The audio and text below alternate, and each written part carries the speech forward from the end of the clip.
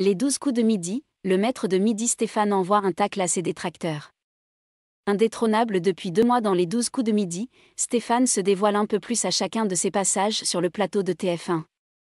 Dimanche 30 octobre 2022, il s'est défendu d'avoir pris la grosse tête, et ce malgré sa notoriété naissante.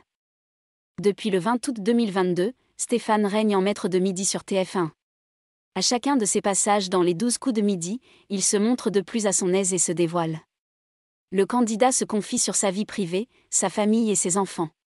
Ayant déjà empoché plus de 300 000 € de gains et de cadeaux depuis son arrivée dans l'émission, son quotidien a pris une toute autre tournure. Néanmoins, l'ouvrier exerçant comme mouleur-main assure ne pas avoir pris la grosse tête, même s'il s'autorise un peu de vantardise devant ses collègues de travail, comme il évoquait avec humour dans l'émission de dimanche 30 octobre 2022, on peut expliquer aux téléspectateurs, puisqu'on leur dit tout, il y a un moment où vous êtes reparti bosser, a lancé Jean-Luc Reichmann, rappelant que les tournages n'ont pas lieu tous les jours de la semaine. Le champion a alors raconté son retour à l'usine, entouré de ses collègues, cela se passe normalement. Je fais un peu la star de l'atelier, en étant modeste. Je n'ai pas le melon, Max, t'inquiète, a-t-il adressé à son neveu qui suivait l'émission en visioconférence. Une petite mise au point l'air de rien pour tous ceux qui ne cessent de le critiquer sur les réseaux sociaux.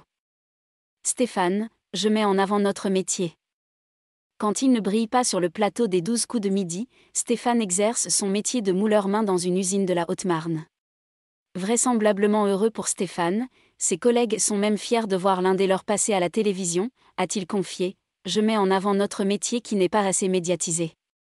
Donc ils sont contents pour moi et moi je suis content de pouvoir parler d'eux et travailler avec eux, a ajouté le maître de midi, non mécontent de pouvoir faire la promotion de son métier, consistant dans la fabrication de moules en sable destinés à couler de l'acier en fusion.